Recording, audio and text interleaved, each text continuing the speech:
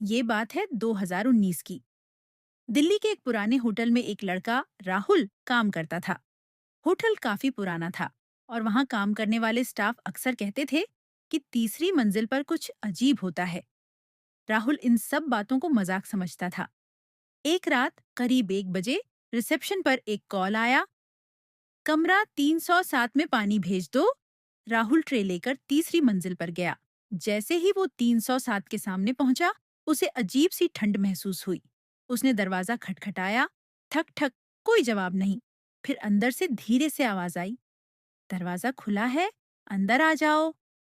राहुल ने दरवाजा खोला। कमरा बिल्कुल खाली था, लेकिन बाथरूम से पानी गिरने की आवाज आ रही थी। वो धीरे धीरे अंदर गया और जैसे ही बाथरूम का दरवाजा खोला, शावर अपने आप चल रहा था और आईने पर खून से लिखा था, मुझे बाहर निकालो। राहुल डर गया, भागकर नीचे आया और मैनेजर को बताया। मैनेजर का चेहरा पीला पड़ गया। उसने कहा, 307? वो कमरा तो 2 साल से बंद है, वहां किसी को नहीं रखते। राहुल ने कहा, लेकिन कॉल तो वहीं से आया था। मैनेजर ने धीरे से कहा, उस कमरे में एक लड़की ने आत्महत्या की थी और तब से कभी कभी रात में वहां से कॉल आता है। अगले दिन राहुल ने नौकरी छोड़ दी, लेकिन कहानी यहीं खत्म नहीं होती। उस रात होटल के फोन रिकॉर्ड में देखा गया, कमरा 307 से कोई कॉल नहीं आया था। राहुल ने नौकरी तो छोड़ दी, लेकिन उसके दिमाग से वो रात निकल ही नहीं रही थी। हर रात उसे वही आवाज सुनाई देती, मुझे बाहर निकालो। पहले तो उसने इसे सपना समझा, लेकिन एक दिन उसके फोन पर एक अनजान नंबर से कॉल आया। राहुल ने कॉल उठाया। कुछ सेकंड तक सन्नाटा, फिर वही धीमी आवाज, 307, वापस आओ। राहुल का खून जम गया। डर के बावजूद सच जानने की जिद में वो फिर उसी होटल गया।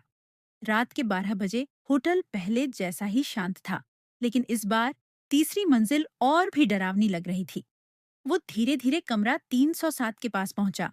दरवाजा इस बार खुद ही खुल गया। अंदर अंधेरा था और अचानक बाथरूम की लाइट जल गई। आईने पर फिर से वही लिखा था, मुझे बाहर निकालो। लेकिन इस बार उसके नीचे एक और लाइन थी, मेरी हड्डियां दीवार के पीछे हैं। राहुल ने हिम्मत जुटाई और दीवार को ध्यान से देखने लगा। एक कोना थोड़ा टूटा हुआ था। जैसे ही उसने वहां हाथ लगाया, दीवार का प्लास्टर खुद ही गिरने लगा और अंदर से एक इंसानी हाथ बाहर दिखाई दिया। राहुल जोर से चिल्लाया, लेकिन उसी वक्त दरवाजा अपने आप बंद हो गया।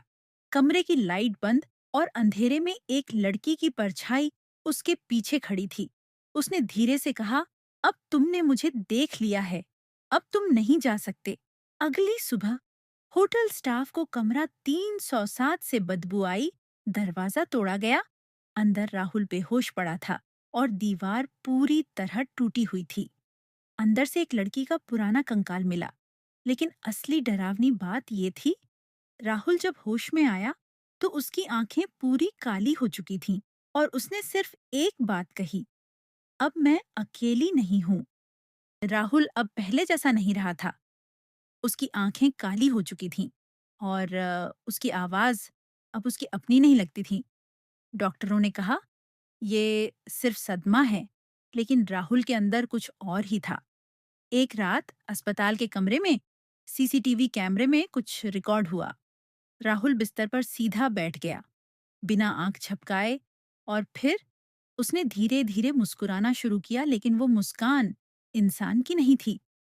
अचानक कमरे की लाइट्स टिमटिमाने लगीं और सीसीटीवी में साफ दिखा, राहुल के पीछे एक लड़की खड़ी थी।